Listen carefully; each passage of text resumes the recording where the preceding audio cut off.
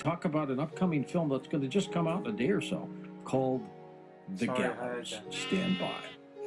Well, as I mentioned, we're going to talk a lot about Square Trade tonight on the program because they are making a major effort for you to understand that you're getting ripped off. If you've got insurance through one of your other mainline smartphone carriers, Square Trade is half the cost. That's right. Most carriers, Sprint, AT&T, Verizon, they'll charge you $10, $11 a month plus $199 deductible for that smartphone insurance in case something happens, right? That's always smart to have some insurance. But with Square Trade, you pay about half the cost, $5 a month. For the much lower deductible, you save over $240. Simply stop overpaying for the insurance and switch to Square Trade and save hundreds. How do you do that? I'm going to give you this website. This is how I did it. Go to squaretrade.com. It is that simple. You fill out the information and you are there. Squaretrade.com.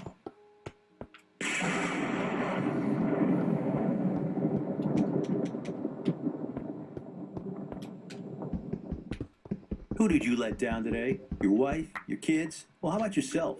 Take a look in the mirror. If you're tired of your drug and alcohol problem, you need to fix the problem, and right now, before you hurt or kill yourself, or worse yet, somebody else. Call the addiction specialist now at the Detox and Treatment Helpline, 24 hours a day, 7 days a week. If you have private insurance, we specialize in finding you the right treatment. When you call right now, you'll speak to a recovering addict who understands what you're going through right now.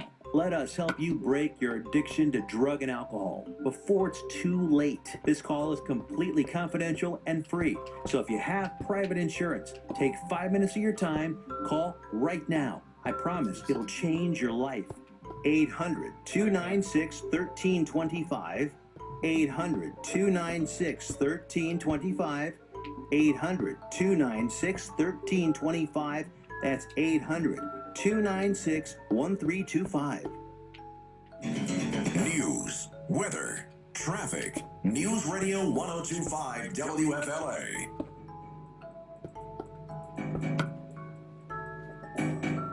And welcome back to Coast to Coast. I'm George Norrie. Look, I was going to read these huge bios of the three individuals that are coming up here in just a second. But it's more exciting to hear from them who they are and what happened. Because you talk about I don't want to say just a rags from riches story, but this is exciting. A couple of guys got together and did a little movie called The Gallows. They posted it. It was on YouTube. And all of a sudden, it exploded. For an actor, his name's Reese Mishler. Same thing happened. He became a star, and he's going to become a superstar, my prediction, because in a day or so, nationwide, The Gallows is going to be a major screen motion picture that will be hitting the nation nationwide. So let me bring in all three of them. Chris and Travis will be with us for about 20 minutes. Reese is going to stay with us for the hour. He'll take some of your calls. Chris Loafing, first of all, welcome to the program, and congratulations, Chris. Hey, thanks so much. This is really exciting. This really is. And Travis is with us. Travis Clough. Hi, Travis. Hi, thanks for having us. Our pleasure. And Reese Mishler, who stars in The Gallows from Tulsa, Oklahoma, and Owasso. Is it, Chris, is that where you're from, Owasso? I'm from Nebraska originally, Beatrice, Nebraska. Reese is from Oklahoma. Yeah. Okay. George, hey, how you doing? Great. Reese, good to have you with us, too. So, Chris, tell us what happened. How did you two get together, you and Travis, and hit this home run? Well, it's been a long road. It all started in 2011. We had this idea to make a movie together, and we didn't have any money. We had no resources. But we had an idea, and we had a very strong drive to make something big. And it all started with this trailer we created for about $250. I don't know how we scrounged that up, but we found that and made this little experimental trailer. And from that trailer, we used that and like a little business plan that we made to create, to get investors in Fresno, California, which is where we were located and where we made the film.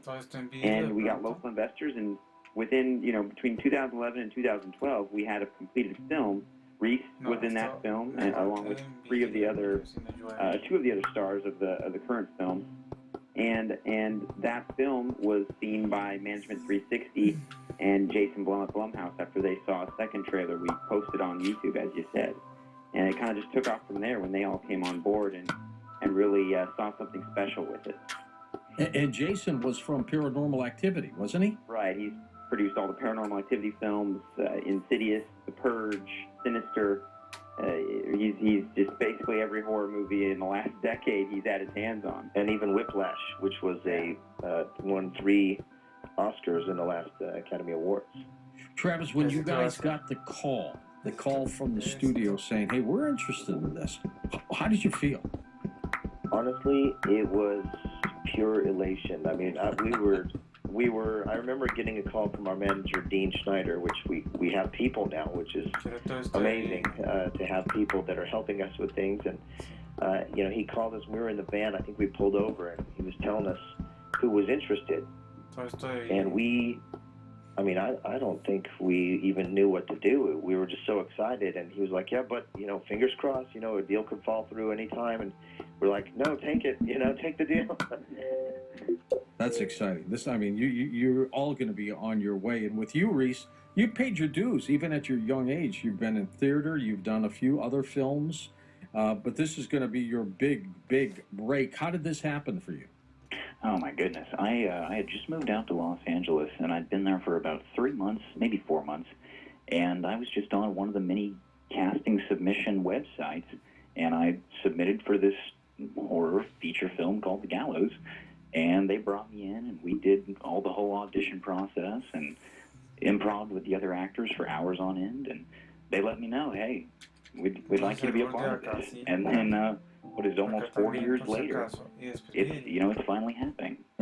That's great. This is, it could become a cult following here, Chris and Travis and Reese. And, there could be sequels and everything else. I just think, being in Los Angeles, and I've been there for about 12 years now, it's exciting to watch real people hit a home run. And congratulations to all of you. And Chris, this has got to be a dream come true, Chris, for you.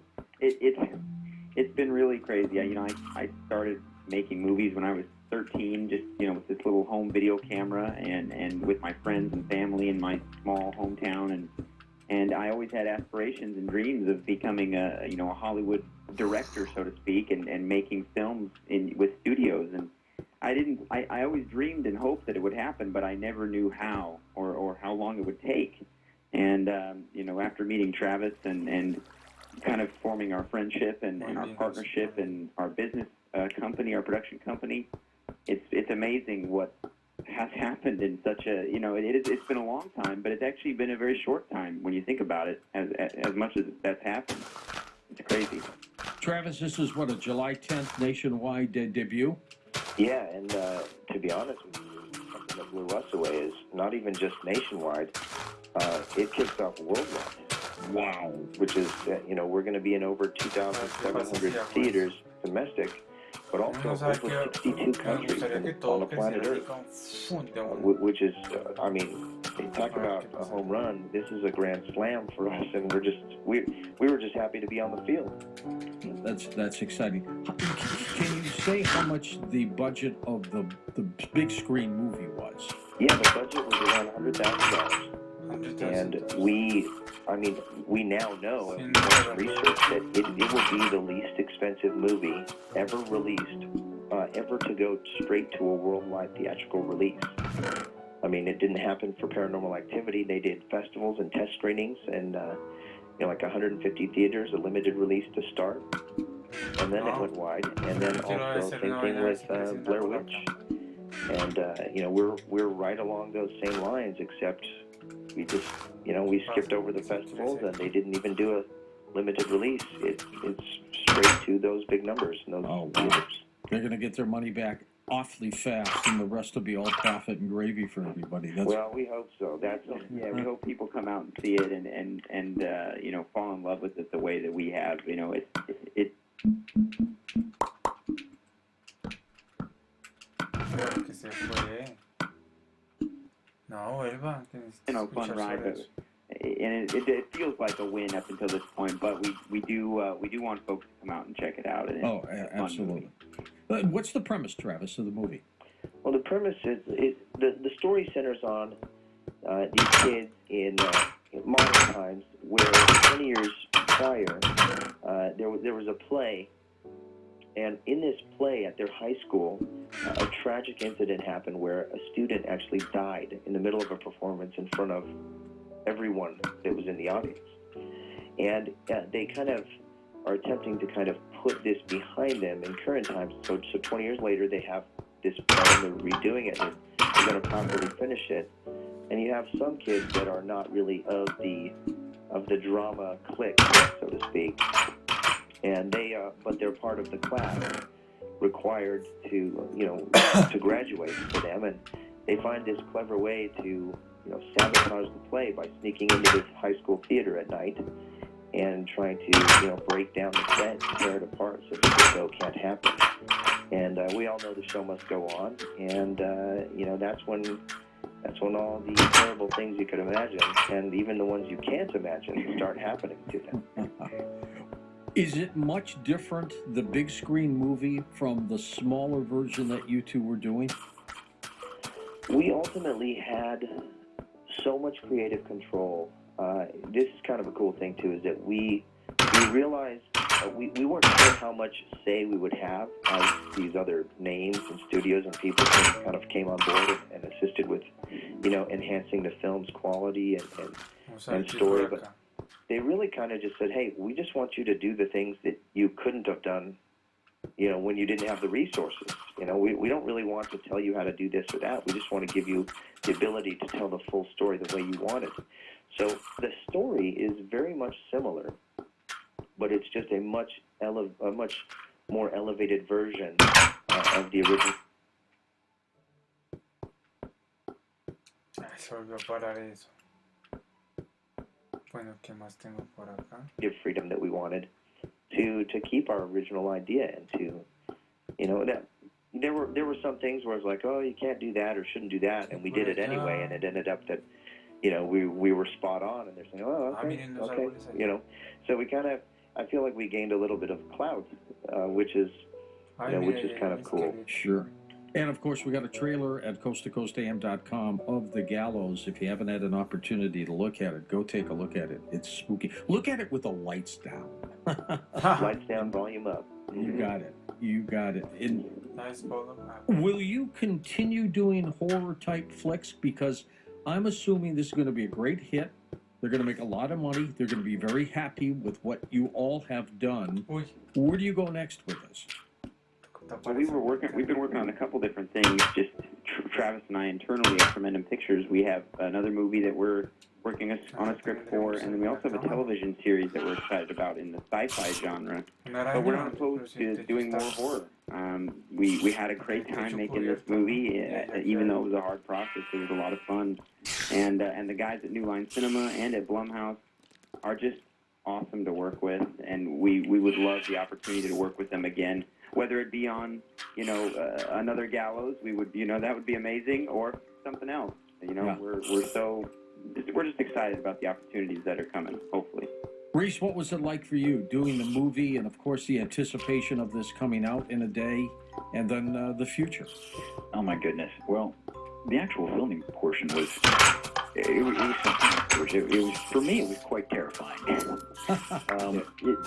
Having the directors Chris and Travis be there the whole time, they knew how to get the real fear out of the actors, and